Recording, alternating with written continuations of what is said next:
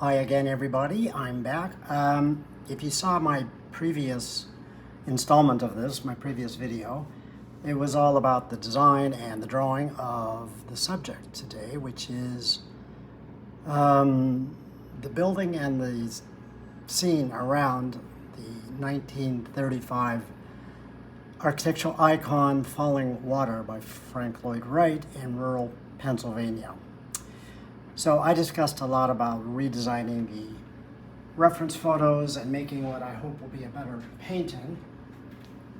So if you watched that, you saw me do this two-point perspective of this drawing with an emphasis on the vertical axis to try to set up this visual connection between the built environment and nature, the background, the midground, the foreground, the landscape, the architecture, the sky, water, etc. It's just so characteristic of the design itself that it tries to pull all these disparate elements together to orchestrate a beautiful and unique whole that wasn't there before. So it's a very, very beautiful subject. If you watch me draw this, then you saw most of what is here. I made a few little tweaks while I was setting up my palette, just little things I thought might make my way a little easier. Add a little texture to the stonework, not to be illustrative, but just to help guide my brush. I think the biggest tweak I made, though, was I felt these portions of the building weren't quite long enough, and so I extended them a bit just to be a little more comfortable. And that's about it. I did add just some textural bits to the windows. I don't want to overdraw. I don't want this to look like a technical drawing. So I tried to put myself on a drawing diet and hold back. I love to draw, which is not a bad thing, but it can be a little bit of a crutch if you're not careful when it comes to painting. It means you can sort of subconsciously begin to fill in between the lines and become a little too tight and a little too regular, and I don't want that. I want this to all look very organic, very fluid, which I think will be in the character of the architecture itself and the site, obviously. And I've been thinking about a color story. The dominance of the painting, as the composition sketch shows, is this connection, this serpentine line along the y-axis, just a third in from the left side in this case. This pattern of darks and lights that winds its way around, dark light, etc., all the way up through the painting, connecting sky to landscape to architecture to landscape again, water, etc., and then vanishing off the bottom. So I'm trying to now design a pattern of values I'm fairly set on, but color that'll help tell the story the best. Because this painting will be made up of so many different elements, just bits and pieces, all orchestrated together along this value pattern, that's good, I think, or it could work, but I think simplicity is the key for me in terms of color. Fewer rather than more, and probably a dominance on the values in this case, a little less so on the actual color. I've seen this site in the spring and in all seasons, and so it looks quite different. I think I want to steer away from bright green. Not that I don't like it, but again, as I said earlier, I don't want the trees on either side or behind to dominate the scene. I want them to enhance it.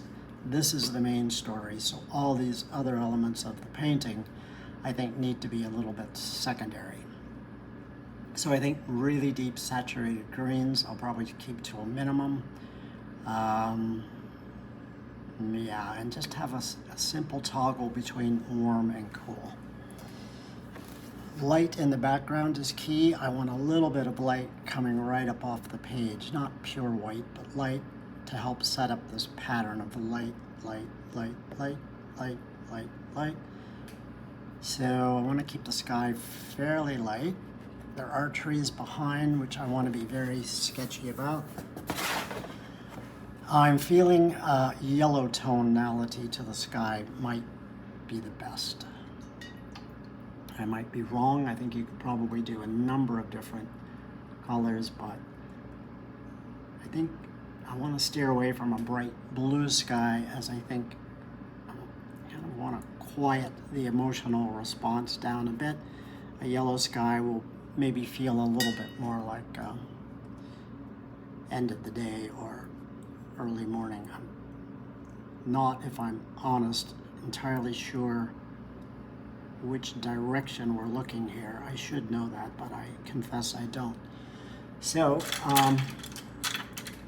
I'm going to have light coming gently from this side, which will be the left side to the right, with these sides more in direct light, these sides a little in shade.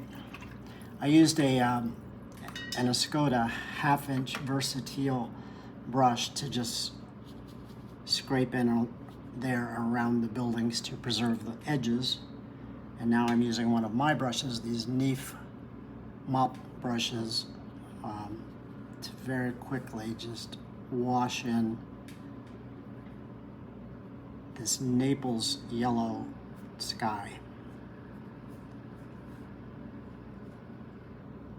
Naples yellow, I have kind of a love-hate relationship with it. It's a beautiful, neutral, soft yellow, but I'm always searching for why I like it as a color is it's neutral. It's not too yellow or green or red or hot. It's soft and gentle.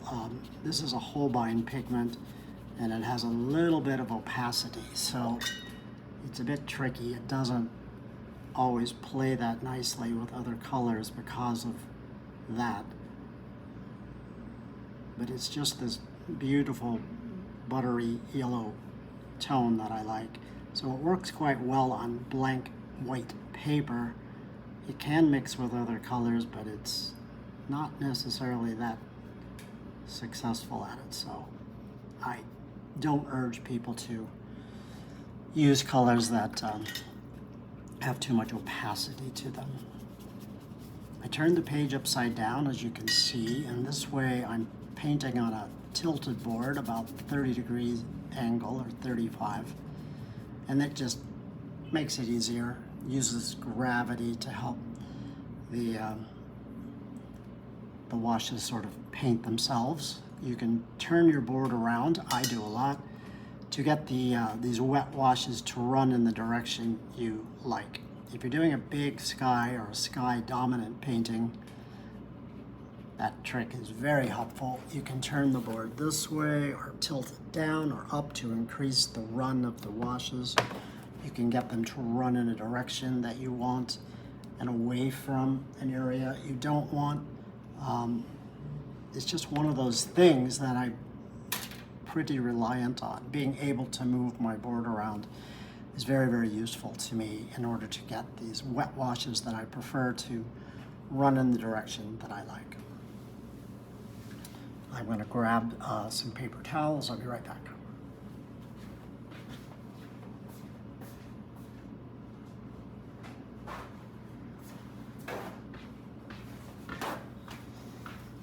Okay, when you do that though, wherever you run a wash like this that's quite wet, it's good just along the edge to siphon up the edge of that bead so it doesn't backwash in and cause ugly splotches and lines. Normally I should wait till the shine goes off to turn it right side up, but it's such a faint pale wash. I don't think, and this is quite light at the top, so I don't think if that washes back it's going to cause me any problems. And by the time I'm done, much of that sky will be covered with trees and architecture, so I'm not too worried about it. Before it dries completely, I want to drop in a hint of some of the trees that are in the distance, because they're really there, sure, but also to tell the story that this is a building sort of encased in landscape. So, but I want to do it while the sky is still a little bit wet so that I don't have a hard edge to those distant trees and they fade away. There again, as I was saying earlier, that is one of the risks of painting from a reference photo. Look at this one, for example. These trees are just as dark as these trees in the foreground. They're just as saturated. They have as much value. You want a bit of value to pop the edge of the buildings out, sure, but it's generally not a great idea to make your background too dark if you want it to feel like it's sort of falling away into the distance. I mean, there are exceptions to that, sure. There's exceptions to every rule. That's why we have rules, I guess, so people can break them. This is just a somewhat grayed out tones of cobalt teal and violet, and I'm dropping in.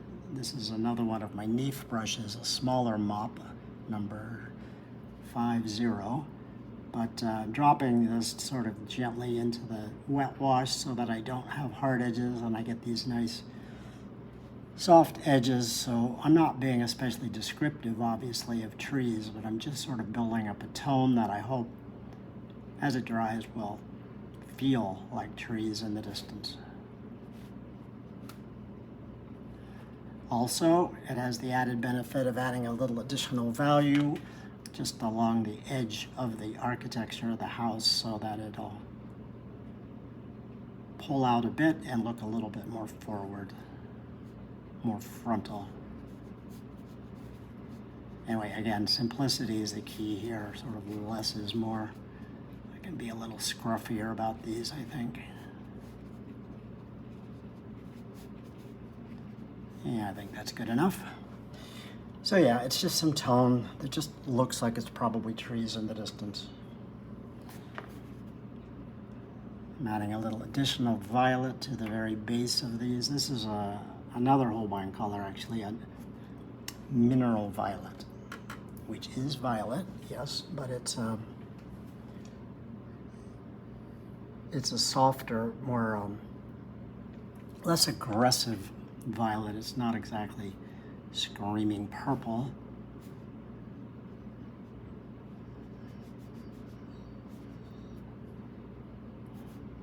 Anyway, I don't need to overdo this, just a little additional tonality there, I think, will help.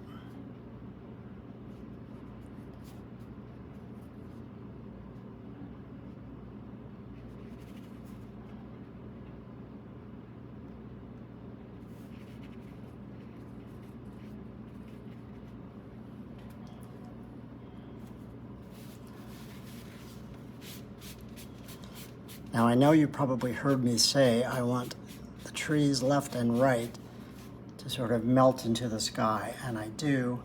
They are, however, forward of this building, so I'm going to need a little bit of edge here and here, I can imagine, not so much at the top. So I think I will do that bleeding effect more by misting over wash that I'll do a little bit later. The point is, I don't think I want to do that now because I don't really see the need to, and I want to make sure I get a little further along in the painting so that I can get the values of these trees left and right more correct. I fear if I do them now, I will misjudge.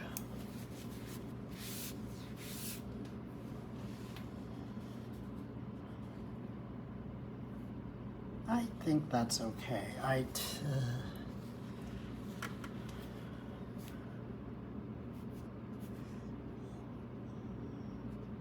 It's not that this is unimportant. It's not. No element is unimportant, but it's not as important, and I don't want to make that big of a deal out of it.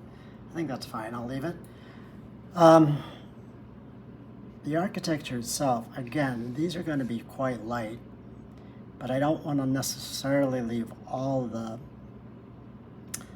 the stonework and concrete were pure white because it just would look a little alien, but it needs to be light. I'm going to favor the warm end of the color spectrum. I could do that now, or you could save the lights as long as possible till further along, and I think that's what I'll do. I'll just probably preserve much of the architecture until I'm a little further along. I think I'll continue working the sky down into the landscape now.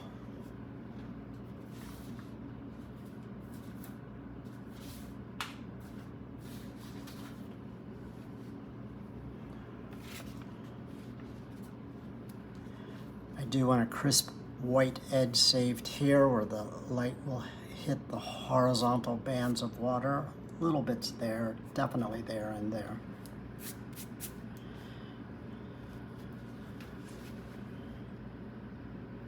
So I'll start working on the rock faces.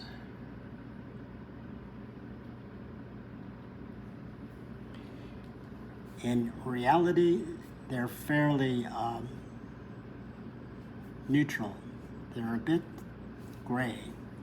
You could paint them whatever color you like, but they're a warm gray in fact, but I want to probably warm them up a little bit. So I'm just using simple combinations of browns. It's a raw umber with a little bit of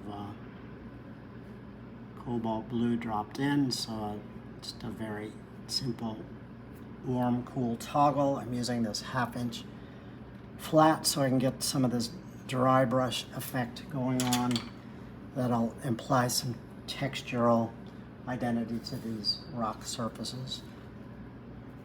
I love painting rocks, but I find them they can be surprisingly difficult. You can really overdo, and you can overdo anything, but you can really easily overdo rocks when you're painting them and just make them too fussy and too busy, and often quick brush marks, simpler the better, is the way to go. So I'm using this is a little Tintoretto 1/8 inch brush.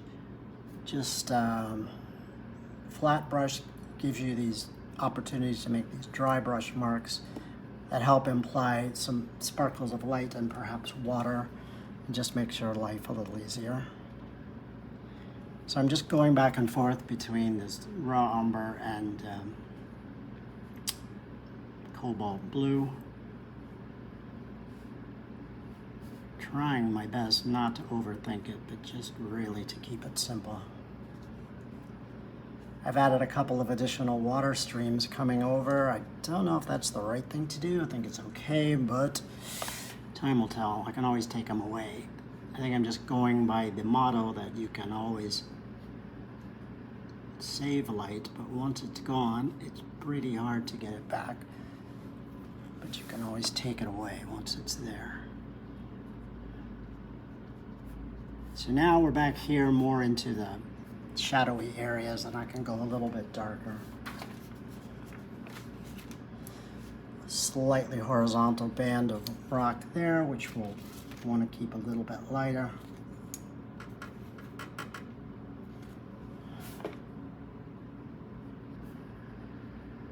So for darker bits, I'm dropping in a little violet or French ultramarine blue, and then maybe some deeper browns, Van Dyke brown I have right here. Again, I'm trying my best not to make these areas too smooth, but to keep them intentionally a little bit scruffy and loose so that they hopefully, when done, feel like rocks. The overall effect of this entire place, including the house, are bands of horizontal material. Obviously the landscape's that way with these series of waterfalls, bands of water, and then vertical bands of rock, horizontal bands of water connected with these waterfalls. And then that identity is picked up obviously beautifully in the architecture itself. So what I do in here is really more a question of value, keeping the value darker so that the light architecture can show through in these vertical bands. This is some cobalt teal I'm going to use at the bottom, transition a little bit into the water.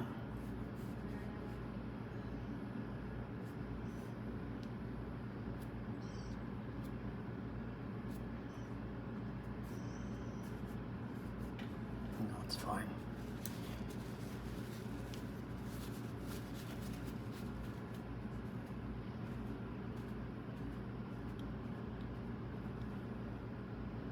And I hit this with a paper towel to hopefully, while it's wet, pick up a little bit of that wash, not all of it, but a little, so imply a little mist coming up off the horizontal as these streams of water come down and hit the horizontal bands of water.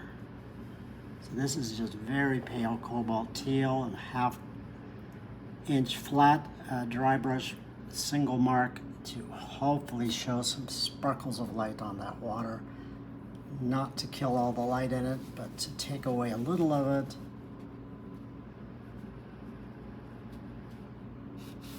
And yeah, I think that's fine.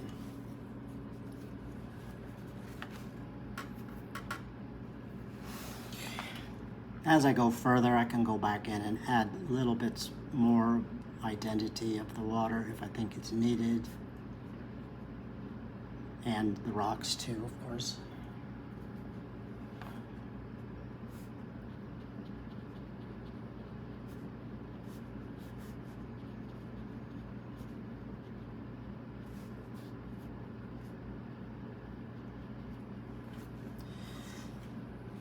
So here I'm going to take this small pointed mop, and then some of that dark that I just washed in on the vertical faces of the rocks, I'll pull down, and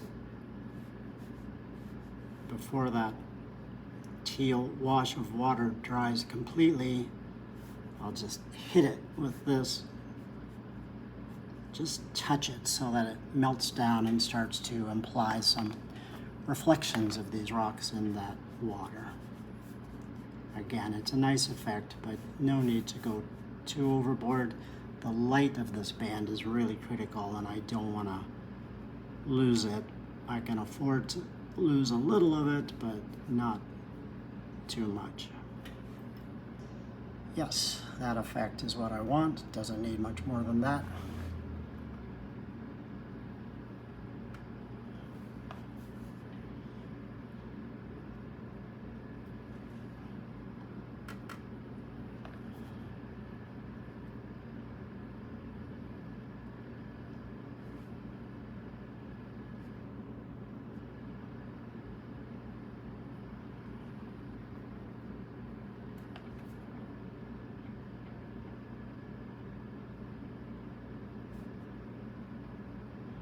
I love painting rocks and water, but I'm also pretty guilty of over-painting them, partially because I love painting them. It's kind of hard to stop sometimes, but really that's the key.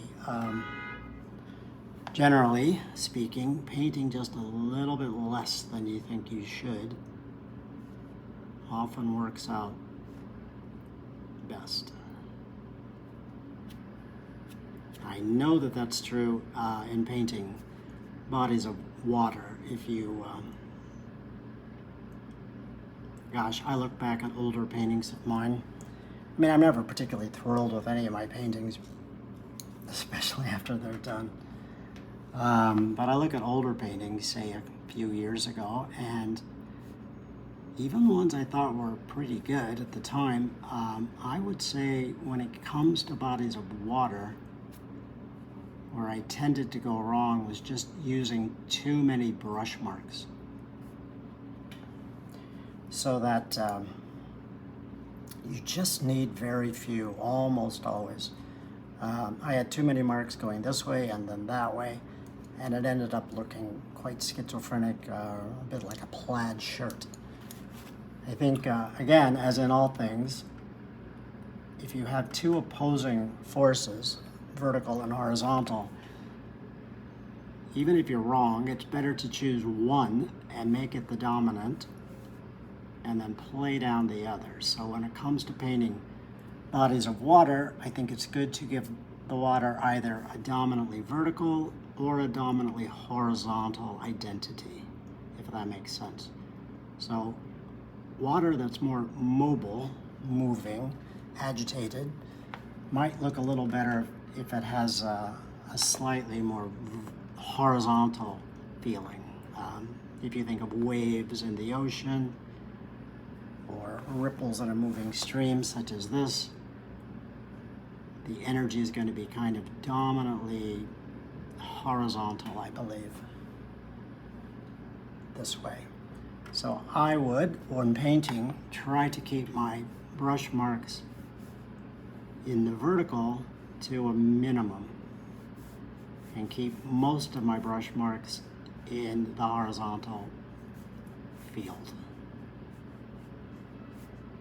And if that means editing quite a bit, it's almost always a good thing to do so. You generally just don't need that much going on. There's nothing more watercolor than painting a body of water, of course, in watercolor. It's such a fluid medium. I mean, it's a natural, so keeping things fresh, loose, watery is almost always going to look better than being overly tight, dry, and fussy. Yeah, you'll see a little bit of this band up here, higher up the hill, but because of the perspective, you're going to see less of it. This is probably the major band of horizontal water that we're going to be able to see. So I wanted to give this a little more love, a little more attention. This one, as I say, you'll see, but really just barely.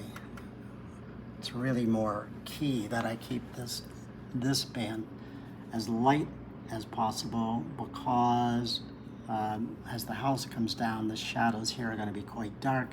So I want to read this light band, that light band, and then these light bands. So the less I paint this band at all, the better off we'll all be. I think I'll opt to do nothing more on it, and then as the painting gets further along, I'll come back and assess what, if anything, is needed.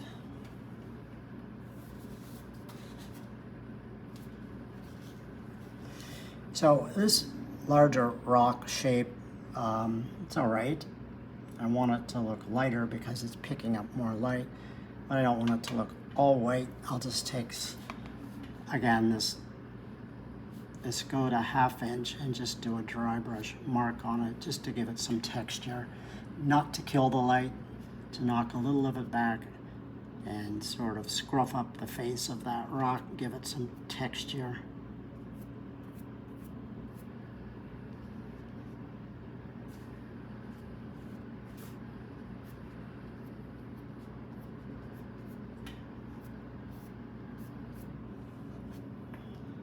Yes, not bad.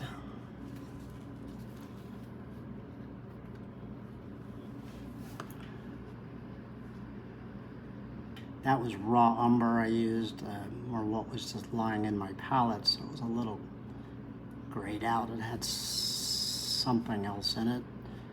Doesn't really matter. Just going for sort of a neutral, warm vibe.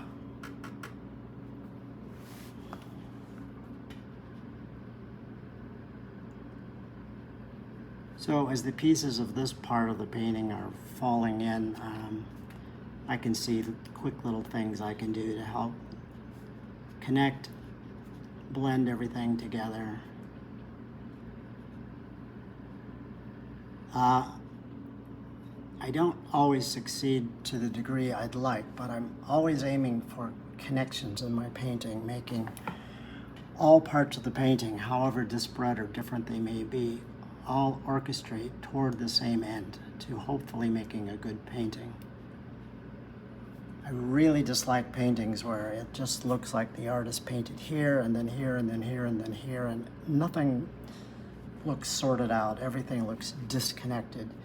And I've done it myself many times.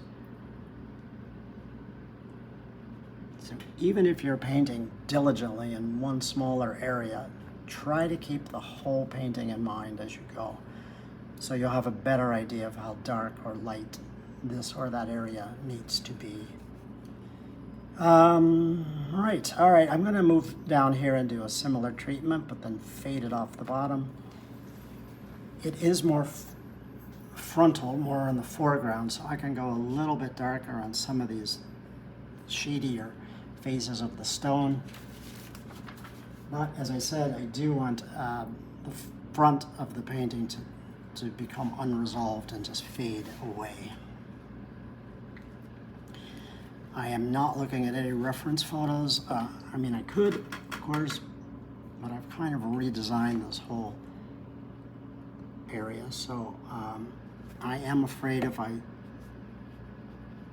relied on reference photos at this stage, I throw myself off my game completely. I'm just sort of painting to the painting, if that makes sense. I'm doing what I think the painting wants me to do.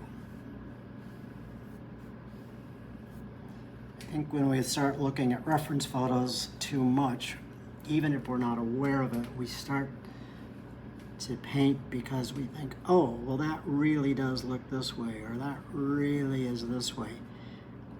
That's not always wrong, but it very often is wrong, if I may say that. Very rarely is anybody going to look at your reference photo. They're going to judge your painting on its own merits. Is the painting good? Does it look different than the reference photo? Who cares? The reference photo doesn't matter after a point. Now, when you're painting a very famous or iconic scene like this, yeah, I will have to take into consideration being a little bit respectful of the literal building, because it is, again, it's iconic, it's very famous, and most people know what it looks like. So again, I don't think I need to make every detail look absolutely exact or perfect, but it has to be in the realm of believability. I hope I don't have to look at the reference photos. I think it's drawn well enough that I have a pretty good idea of what's what.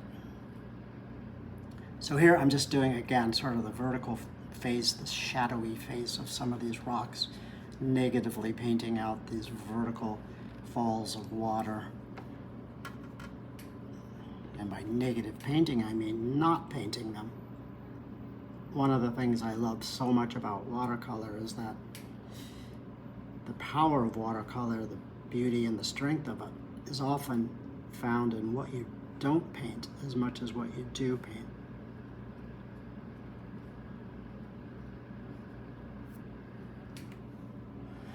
Again, as I get to the edges and to the bottom of the painting, I want to fade out the detail to try to keep the energy of the painting squeezed up more into that area. So to that end, I'm just being a little sloppier on purpose and looser as I get closer to the edges of the painting, so that I don't run the risk of pulling too much attention away, across, out of the painting on the perimeters. Yeah, that'll do. I can come back when that dries a bit and add some deeper bits if I think it needs it. It may actually not need it, or it may need less than I think. Here, this falls behind much of it falls behind the landscaping, so you're not going to necessarily see too much.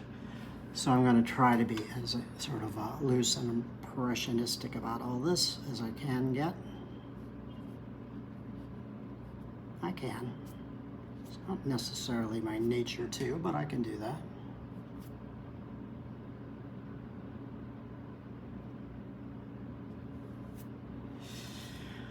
Yeah, it's fine. I think this, even at that, looks a little specific. So I'm going to take my little Holbein water mist bottle and just soften up those edges and start to hasten the melting of the painting off the bottom of the page. I like this edge, but I don't think I need that many, so I'm going to knock some of those back. Yeah, this effect is what I want for this area of the painting, where it's sort of there, but not there. You can kind of see it. You can kind of not see it. That's what I want. There will be a lot of underbrush, trees, and that sort of thing happening. So I think maybe I could start thinking about trees now, laying them in here. They will melt nicely into the surroundings.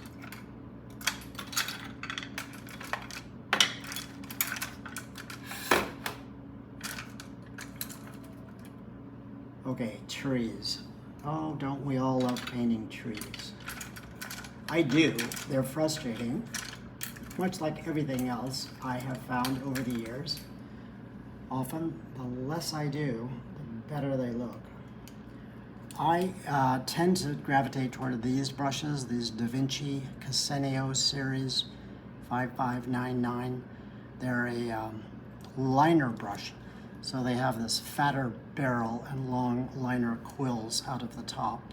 They come in various sizes, naturally. But I think they're good for me to indicate areas of foliage without becoming too tight or too fussy about it, which I can so easily do. I have a number 6, but I know I have a larger one that I'm failing to find.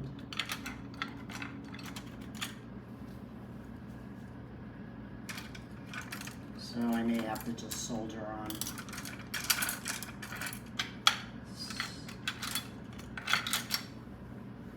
Frustratingly amateur. I should have all of them laid out, ready to go. But I thought it was right there by the side, and it's not. Okay. Greens, I don't know.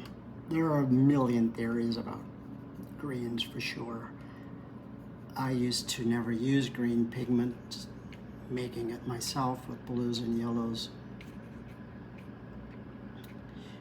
But nowadays I use these two beautiful colors primarily, Pigments by Holbein, a serpentine and a jadeite green. The jadeite's fairly deep green and the jadeite's a little fresher. They have actual minerals in them, so when they begin to dry, these minerals float to the top, and they just seem to avoid the problem I have with so much green pigment that it tends to just dry very gray and dull and flat. And these do not.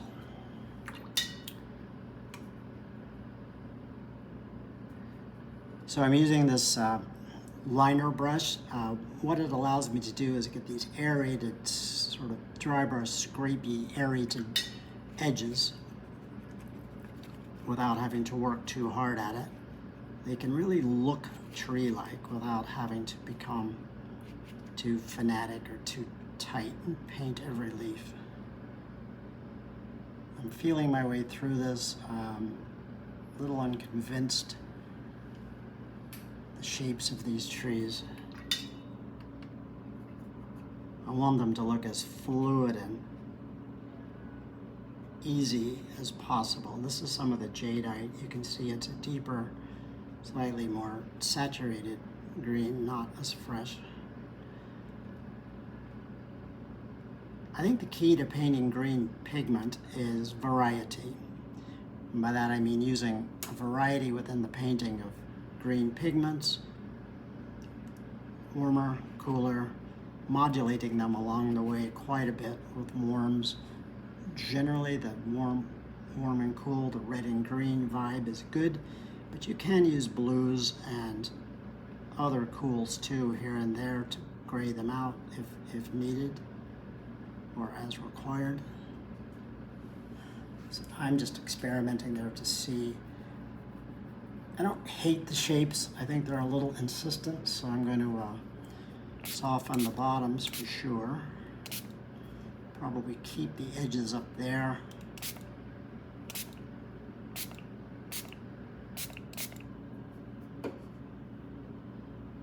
Yeah, that looks better already.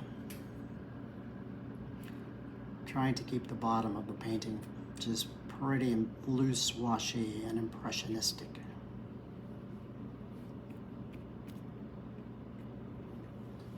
That'll do. What I don't want is too much of that dark value reading off the edge of the page either, so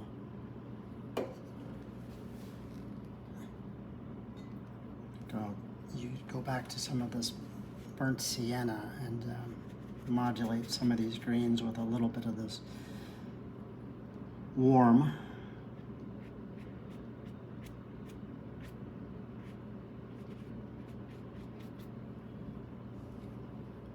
Yeah, much better.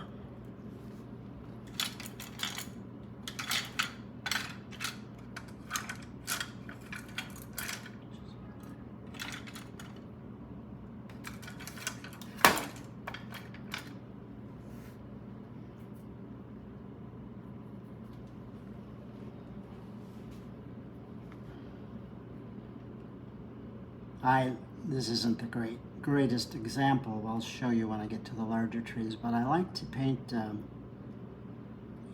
when I'm doing trees, areas of foliage, leaves, palm fronds, needles first. Then before it has a chance to dry, I'll go back in and paint in at least the major elements of trunks, branches, etc., so that they can all connect, bleed together, and one doesn't look as if it's just laid in on top of the other. So I may do more on these later. I'm just trying to get the major shapes established now. And yeah, I think that's fine for now. I don't think it needs a great deal more. Here, we're getting up closer to what I want to be the center of focus of the painting, so I can rightfully get away with a little bit more saturation, a little bit of darker edges, a little bit more clarity, be a nice contrast to the fuzzy, impressionistic, shadowy areas at the bottom. So before it dries here, I'm dropping in a little bit more of this jadeite green into the wet areas of leaves, just in that area.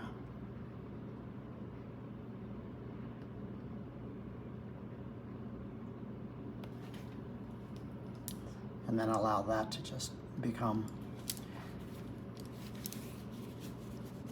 fuzzy and mysterious. I'm going to stop the trees now. These I want to connect, but I don't have a worry. I can connect those with a mist bottle later. But these trees are going to lay over the top of the architecture, so I think I need to establish those elements first before I do the tops of this side of the trees, and definitely before I do these, which I want to read slightly more forward of everything. So what I'm going to do now is go in, and it's also a good time because I have not everything, of course, established, but most of the basic value story and color story is pretty well along. So I have a clearer idea of how dark I can make the light parts of this house so that I don't kill the light completely. Again, this is a stone pillar. The sun's coming this way. I want this to be quite bright, but I don't want to leave it pure white. I think it would look peculiar. So I will add bits of tone to it, but again, I want to keep it light. And again, less I think will be more.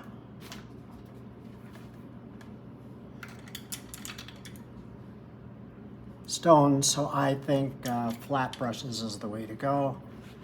I'll go back to the similar flavor I was using in the landscape elements down below. By that I mean some raw umber, and then I'll modify it here and there with a little bit of cobalt blue. See how dark that is. Also, in terms of painting, a similar kind of treatment.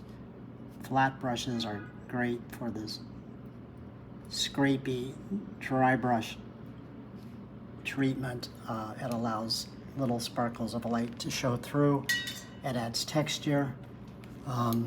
Particularly useful for painting areas of architecture because it looks as if you're painting detail without really painting much of anything.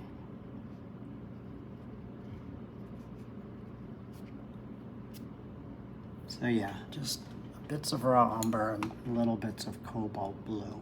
Warm, cool. Overall, it should, with a slight emphasis on the warm, I hope overall it'll dry in a more neutral, warm feeling.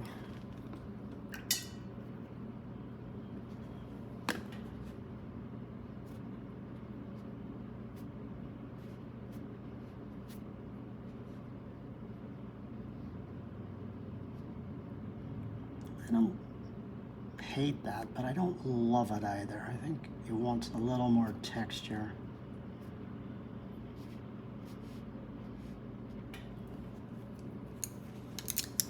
That's a little dark, but it's still quite wet, so nothing's lost. Yeah, I think it's okay. Better to just press on, and then I can adjust it at the end if I think it needs it. I think I'm sort of experimenting to find a good way to paint these rocks without being too architecturally rendering about it. By that I mean without being too specific and technical, and just a bit freer, looser, and more impressionistic.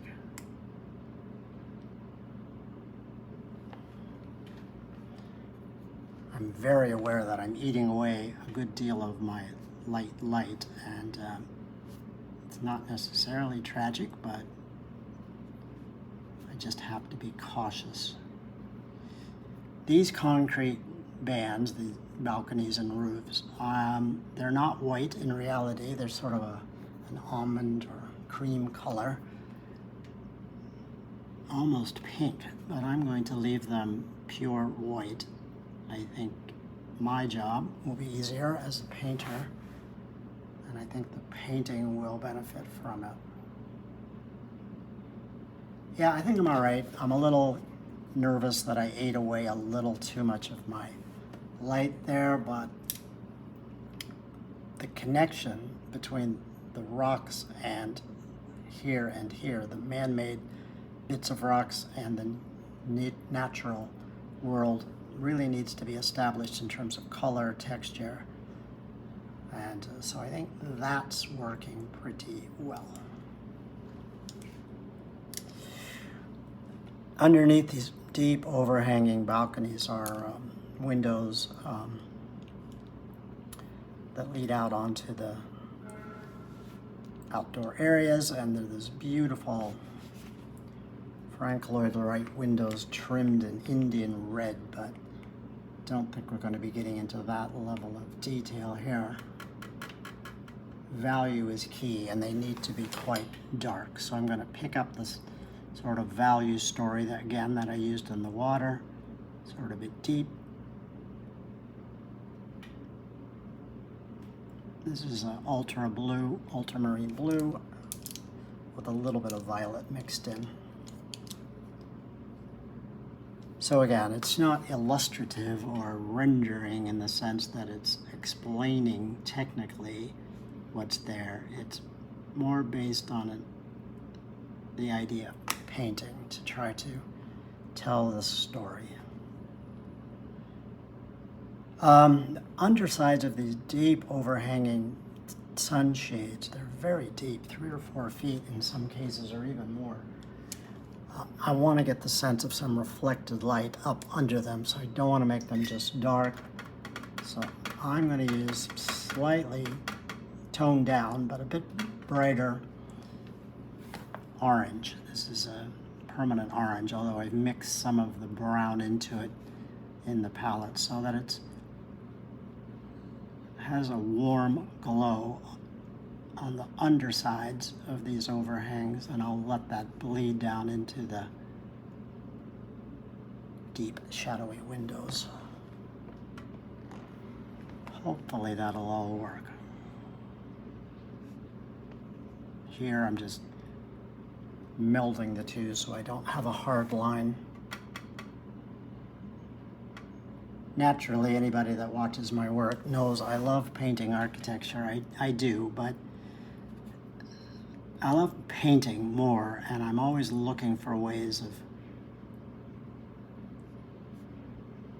expressing these rational, technical-looking things in a more artistic, expressionistic way. And I do okay, sometimes better than others, if I'm honest. But I think a lot about the effects of light, and effects like that, I think, are key. My interest in architecture in general is more about people. I think my career as an architect and an architectural illustrator, I think what I learned more than anything is my real interest in buildings, or understanding about buildings, is they're only as interesting as the people who live and work there every day. There are places where we make stories of our lives. Buildings, just as objects, can be compelling, but they're never necessarily that interesting. It's why did the building look like that? Who decided that?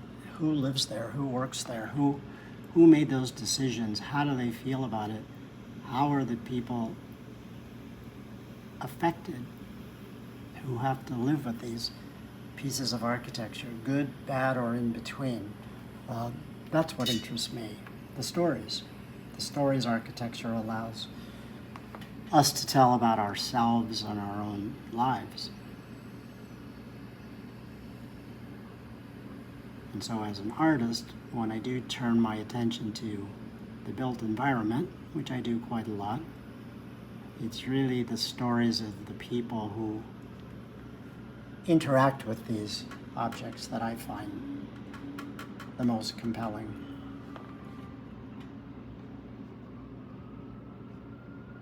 So I try very hard to put my more technical parts of my brain to rest, to give it a day off, and exercise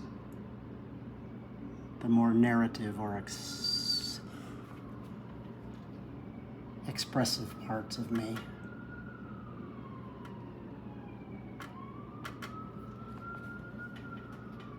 I also think that paintings in general, or at least my theory, the ones I like best, are,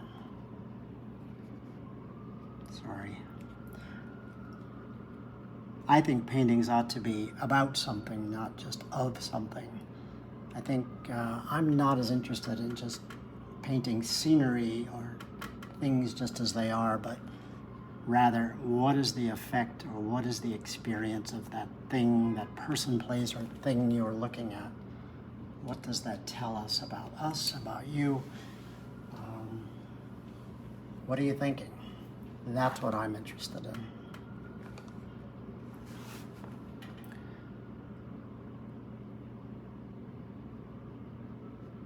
I worked for many years as an architectural illustrator, and I loved that work, but very often my task, my job, what I was being paid to do was to really just explain the design, the very technical particulars of the design. So when I was allowed, or when it was appropriate for me to get more into the narrative or the effect of the designs I was painting, I was happiest, but wasn't always the case. Often I was just expected, rightfully so, to paint the technical particulars of whatever it was I was looking at. And then I wasn't very happy always.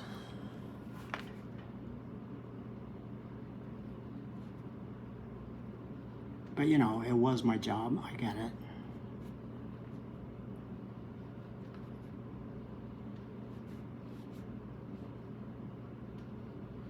So here I'm sort of trying to walk a line between being a little bit technical and a little bit more expressive. So in simpler terms, a little tighter here and there and a little looser here and there. Yeah, I'm a very schizophrenic person. But I think that's what makes a painting good, or can make a painting good, when there are elements that are really loose and intentionally messy and fluid, contrasting with other elements within the same painting that are a little bit more controlled. I think that can be very beautiful if done with intention and done well. That can be really a knockout.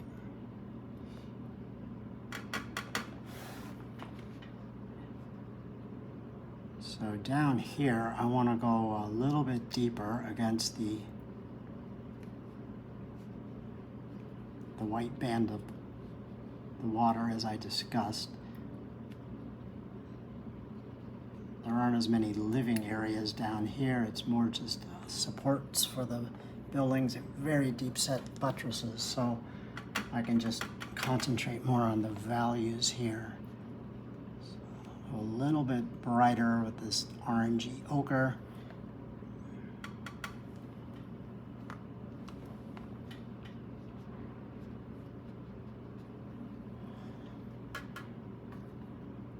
And then toggle it quickly into this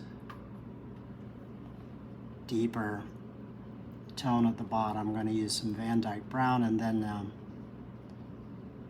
French Ultra.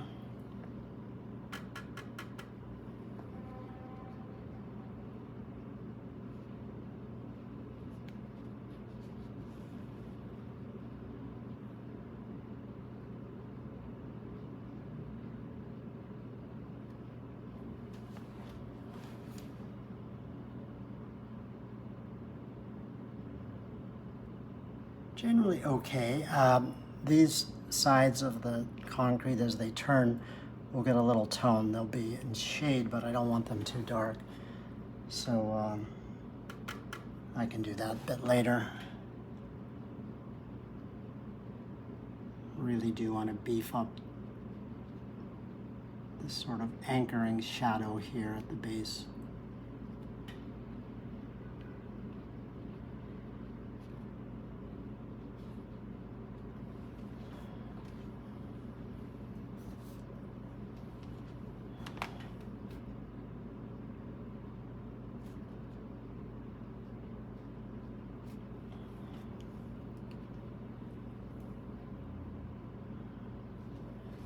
See, when I was doing these window shadows, etc., I did tone the pier a little bit. I think that was fine. I think I will do the same at the top so that it'll make sense with all the rest. Also, a little additional value up here will help brighten up the left side of that pier, because I felt it got a little dark, but now I don't think it did. I think it's fine.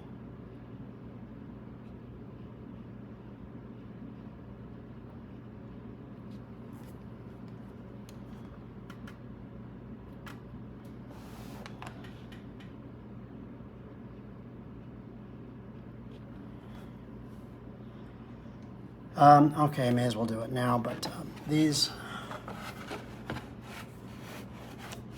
sides of the roofs and balconies will have just a little light tone on them. I'm going to use just some raw umber.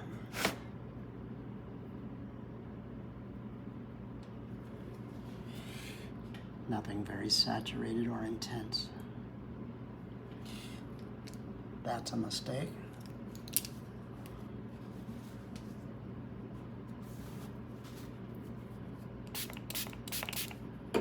But not a tragedy if you catch it in time. A little water fixes everything.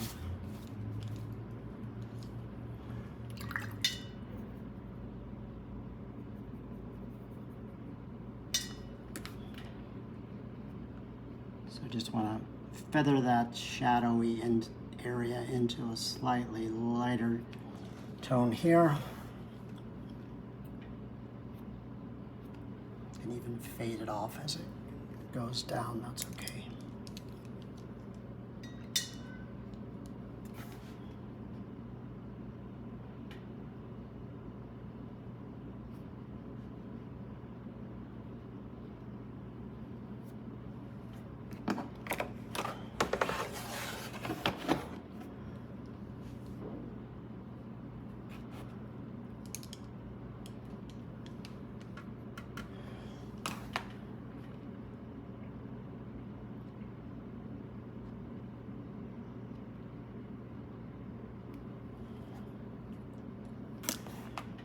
Okay, now there's this vertical tower of windows on this side.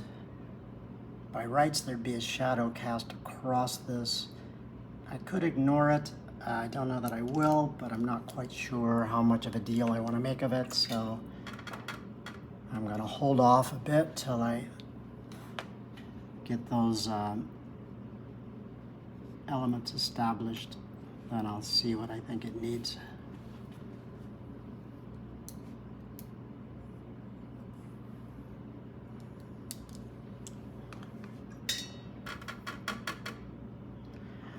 I'm using this cobalt teal a little bit for the glass areas. Picks up a little bit of the tonality of the water, so hopefully that will help make it all feel connected. Again, I'm not trying to be terribly technically specific, but just give the impression of it.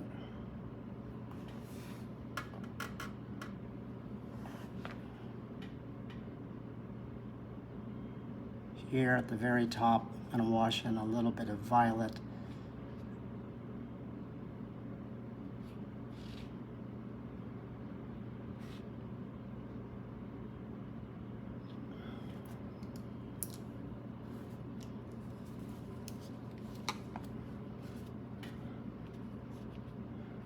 Leaving a little bit of white sparkle here and there.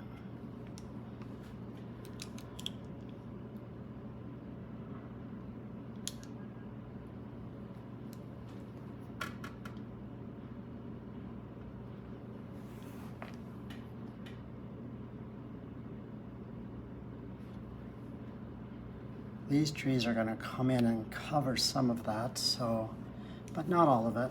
So I don't want to ignore it, but I don't want to spend too much time stressing about it. It's not worth it. It's going to be largely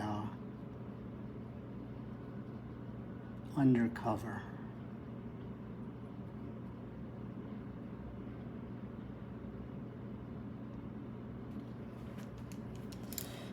Not even sure what's happening back here, but no worries.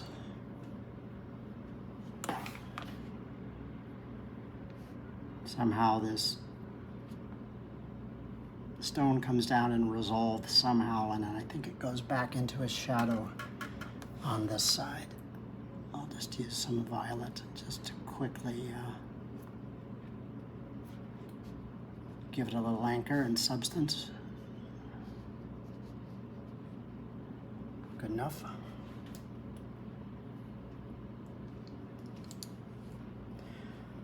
Right. So at this point, what we have is many of the major elements of the painting set and are established. Ooh, it looks like I put my hand into this wet. Another rookie mistake. Not cool, but not a big deal. There are trees coming up here, so I think I can mask my my error. Now I think I just want to think about an approach to these trees. These I want to look slightly behind these more forward of everything. So this, then this, then this, then that. So hopefully I'll get, with toggling the values, darker, slightly lighter, much lighter. I'll get this nice toggle along the z-axis into the painting. I can see here when I dropped in my trees, I was so careful that they've fairly faded away. I feared they might. It's all right. I'm just going to take a flat brush and scrape in a little additional value way in the distance.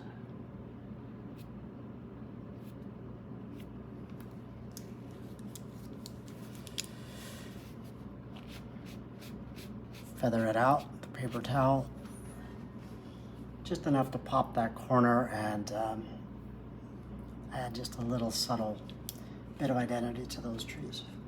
Okay, so these grouping of trees will happen now, and then the darker ones. Then the painting will be essentially at the done stage, but I can go back and adjust values. I can see I'd want to add a little bit more dark under these rock outcroppings here, here, maybe there, and definitely here. Maybe some version of that here as well. I didn't do it earlier because I, again, don't want to get too busy or too fussy. And I knew that those would be pretty easy things to add later if I thought I needed to, which I now do.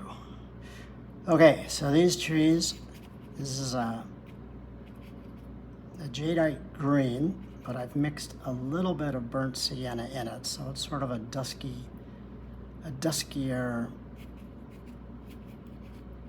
not gray, but a slightly more neutralized green, not as fresh. And I think it's more in line with the palette. This green is okay, but it's a little too fresh for my taste for this particular painting. Again, I'm not looking at the reference, I'm just doing what I think the painting needs.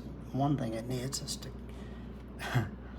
cover where I shoved my hand into that wet wash, which was not cool. But one thing I learned in architecture school was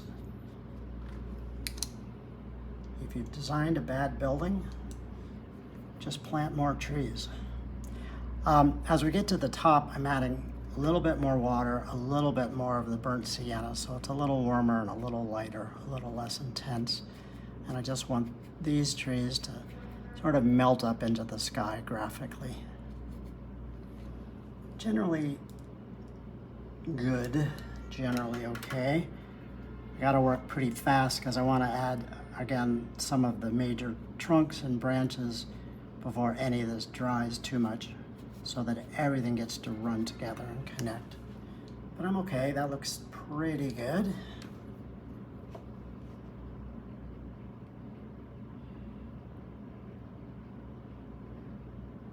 A little cautious here because I don't want to eat away too much of the architecture at that corner.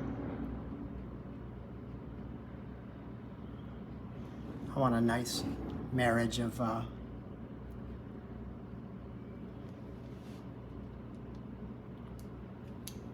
built environment and nature. So I'm going for this sort of hopefully comfortable connectivity between the two.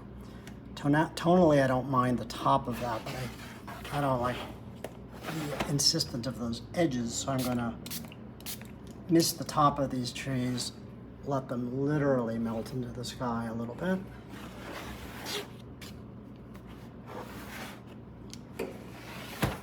Turn the board around so that that wet wash, this mist bottle is a lifesaver, but it can also be a menace too, because it can wash off a lot of what you've already painted and then wash down into the bits of the painting that you actually like. So if you use one, proceed with caution. A little water onto a wet wash especially goes a very long way. So into that wet wash with this sort of small mop, I'm just dragging through some idea of some trunks,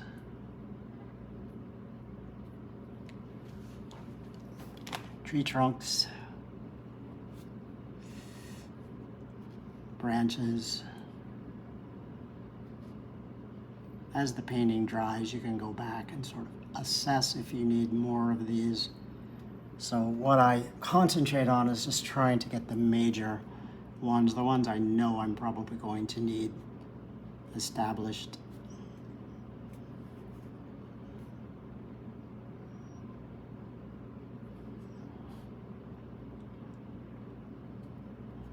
And look at that, a magical fix for my clumsy hand. I'm pulling some bits of the tree down over the architecture, as you can see, but over the slightly distant landscape as well, just to really help drive home the point that all things are connected.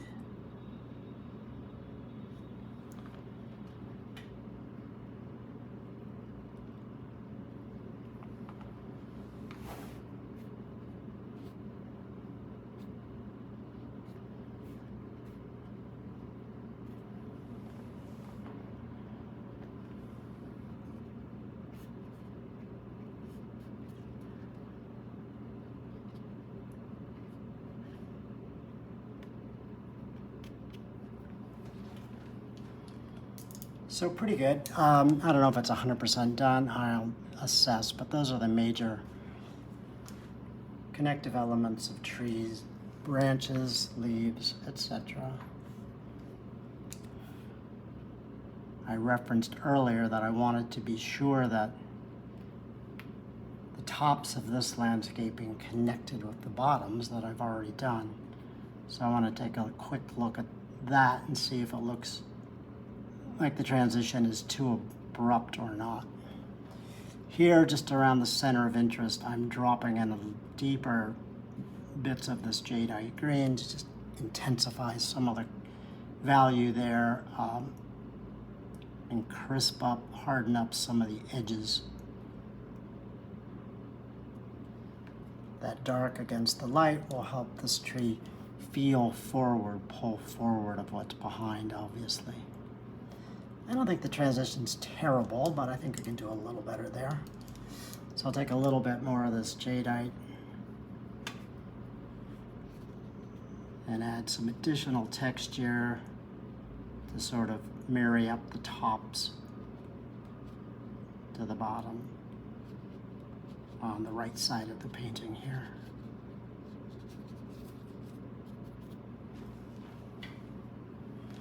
Yeah, it's okay.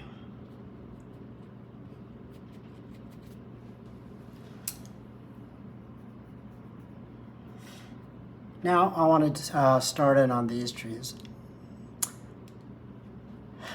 Lots of art teachers will tell you, and they're not wrong, if you paint right-handed, you should try your best to work from the left side to the right side of the painting. I never follow that advice. I'm always a bit sorry when I don't, because this is wet, so I know that I'll run the risk of sticking my hand into that as I paint this. But I wanted to establish these trees first so that I could be sure I get these sufficiently darker to pull forward. So it was important for me to do those before I did these. That said, now I'm going to have to be very careful that I don't stick my hand into those wet trees.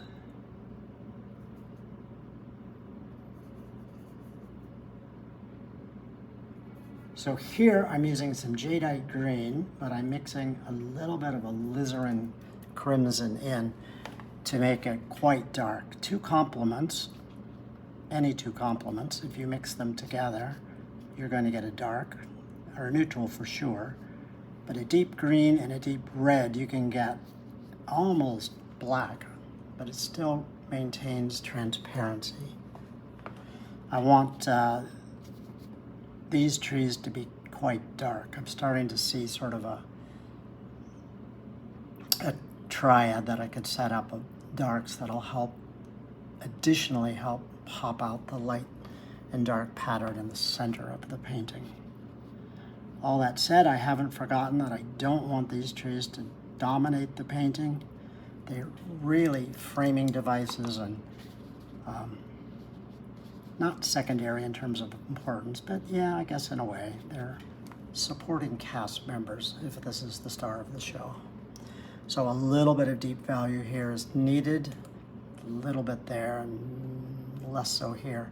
But as I get near the top, these trees really want to fade, so I'll go back to adding a bit more water and a little bit of burnt sienna to modify the tops of these trees as they go off the page.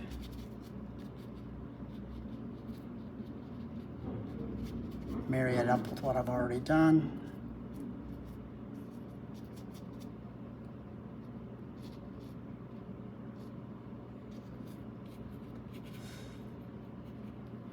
For me, this liner brushes are just perfect for doing trees. It just keeps them looking organic and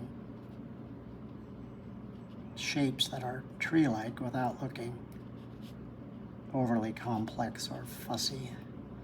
Because, oh brother, can I overwork a tree like nobody's business. I can overwork anything, but I'm especially good at overworking water and trees. So I'm always trying to find ways to keep myself from doing that. Here I'm just working on some shape connections, the coverage I want this tree to have in the overall painting, to again marry up the built environment with the natural world. It's not bad. This shape looks a little bothersome to me, so scruff it up a little. Yeah, that's okay. Better to not worry about it too much, keep moving. I'm really tempted to look at the reference photo now because I don't really know what the heck's going on here, but that's okay. That's just a crutch. That's my insecurity. What's going on is what looks good in the painting. So don't look, it's not going to help if you do. I think I've strayed so far from the actual reference anyway that probably literally wouldn't help. So I'm just designing trees that I think will make the painting nicer.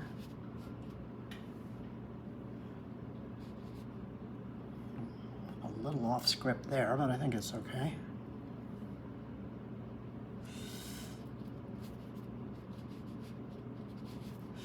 I know I want these large trunk areas. Yeah, this needs some attention, but I'll get there. I want to lay in these big, more graphic areas of trunks and branches before anything dries too much up here. So this is some Van Dyke brown with some neutral tint mixed in to just be a fairly aggressive dark.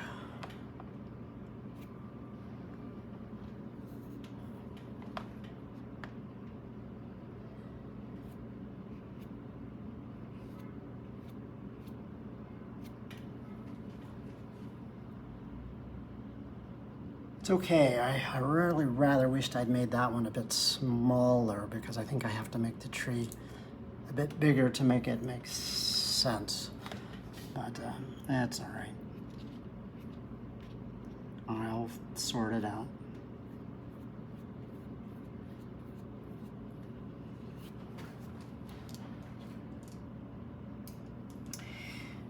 Yeah, because I made this somewhat smaller trunk bigger than I wished, I think I have to add some more leaves so that it doesn't look quite so isolated and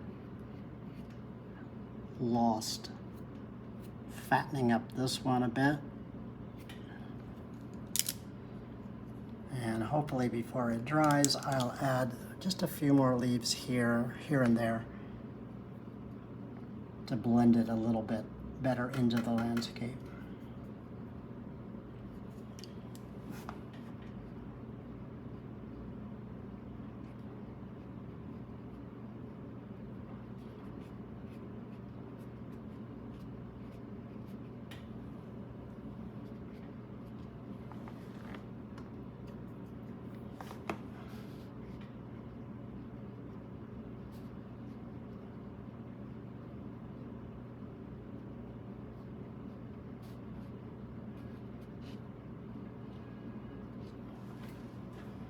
that helps, but the tree is on the verge of getting a little fussy, so I want to urge myself to calm down and just let it be. It's okay.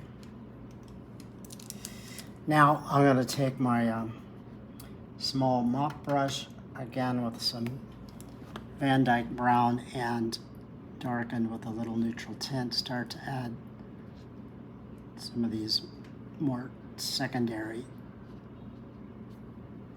tree structural items, smaller trunks and branches.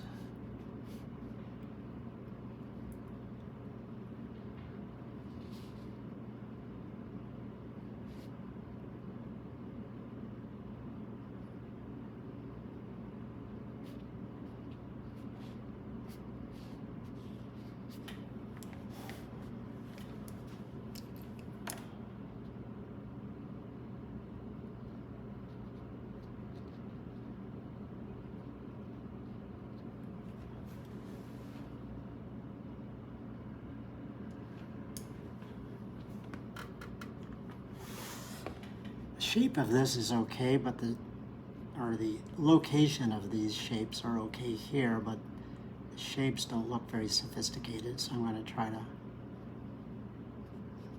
fancy them up a little.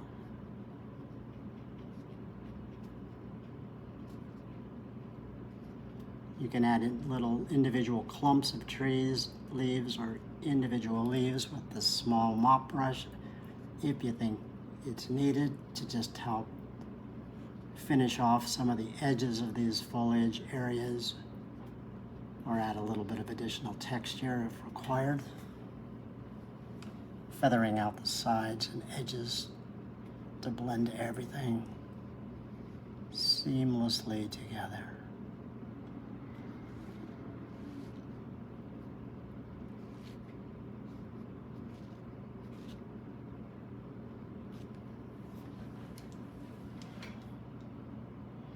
Okay, everything's not bad. I think I didn't honestly, if I'm being honest, I didn't have a big plan for how to resolve these trees. I knew I wanted the dark up here, more near the center of interest, so you get this dark sort of dialogue between these darks and these. A little bit more darks here I think would be a good idea to help emphasize that.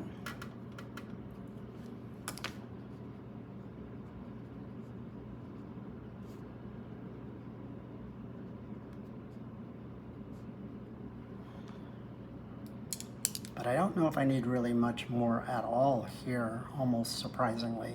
I think I need a little tone along the bottom of the painting, but not a great deal of additional identity. So to that end, I'm just going to do some light upwashes. This is a cobalt teal.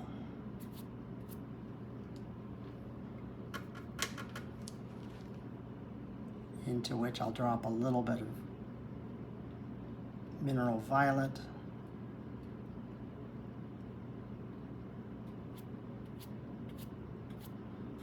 This kind of painting I do a lot. It helps, it adds texture. It's sort of a way of running a wash. It adds value without having to wet the whole surface, but also you can build in texture and some color tonal variations if you like. So again, it's sort of the similar effect of running a wash, but it's just a different way to go about it, and it has a little bit more character.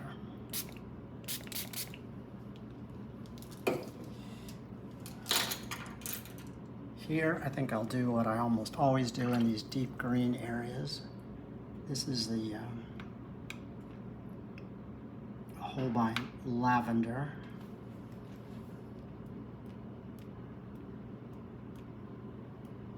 I love to splatter this in green, especially. It's to me a very pleasing combination. It's a semi-opaque color. It's a Holbein lavender. If it hits dry paper or dry wash, it'll make you know, little dots. But if it hits semi-wet, it'll sink down, sort of float up and make these beautiful little blossoms that adds texture, obviously, but can also add a little bit of a scent of light sparkling through the leaves.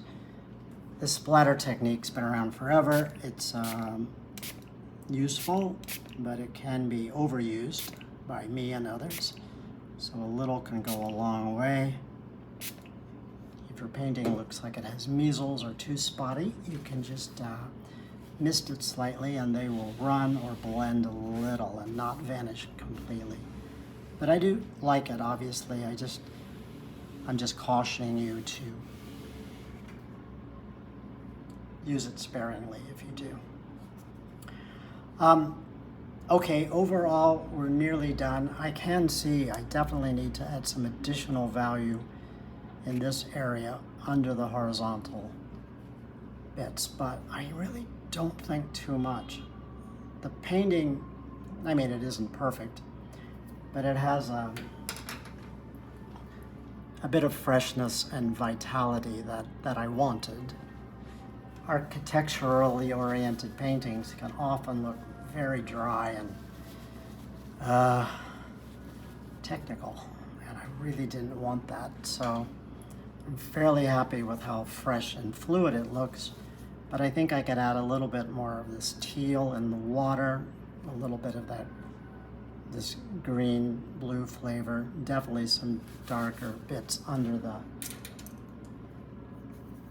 rocks. So I don't know how long we're going here. I might need to stop, but I'll add just a few of these while we're still running to show you what I'm thinking.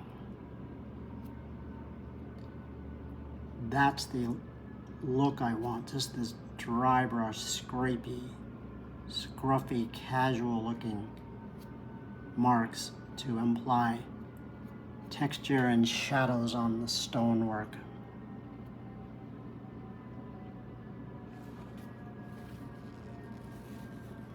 That's just Van Dyke Brown, and I think against the blue it looks quite nice.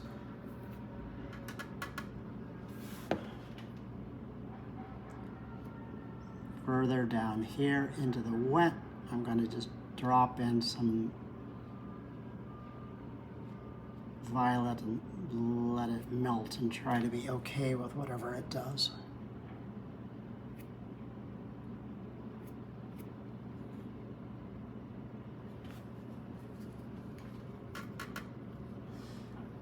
This lower waterfall is pretty important to the composition, but I really don't want it to dominate, so I'm being a little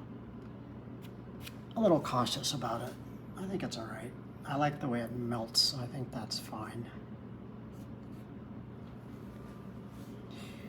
So I'll leave it. I'm gonna go back up here and just add some fairly insistent dark shapes right in our center of focus. So I think I can be a little bit more graphic and crystalline about some of these brush marks.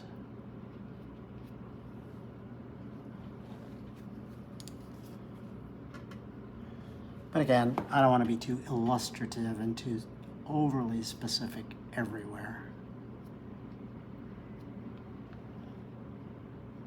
Kind of this forested area, one thing that's compelling is how difficult it is to see where one thing stops and another starts, which is kind of the compelling story of this this whole place. Where does the architecture stop and nature begin? And does it? It really all connects, and that's really the story I'm trying to tell in the painting.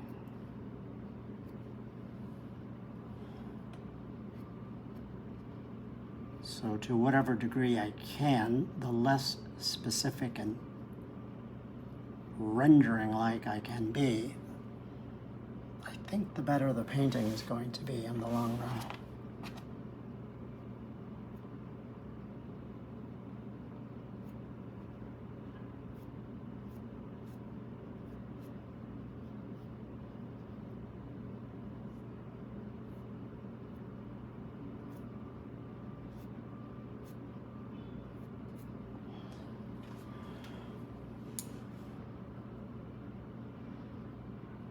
shadows on the actual building, I think, are okay. I'm tempted to go a little darker here and there.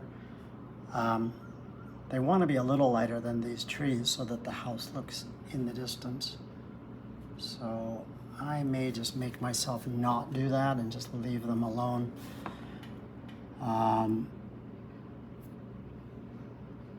As always, fewer brush marks you make and the fewer washes you can put, the fresher your painting's going to look. The more brush marks, the more murky things start to get. So I think I will sit on my hands and just make myself leave that. I do want to freshen up little bits of this green, but that said, very, very judiciously. I don't think it needs a lot. So this is some of that beautiful cobalt teal blue.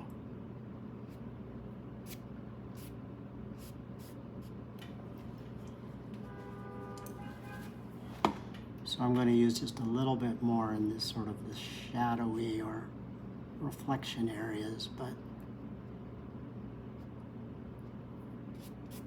I want to be cautious because, again, this is where you can really just start. Your painting can go from looking pretty good to pretty bad in a matter of seconds just by overpainting. The light in this area is needed, so I don't want to eat into that.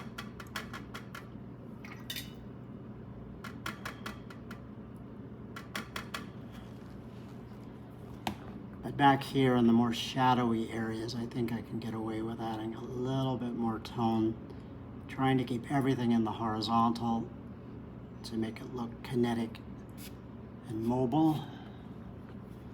Yeah, it's all right.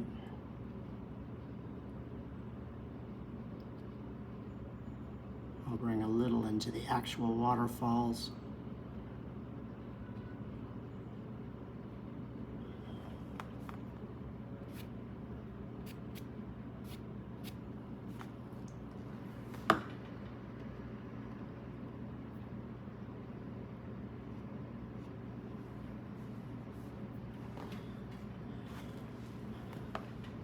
And then just a little up here.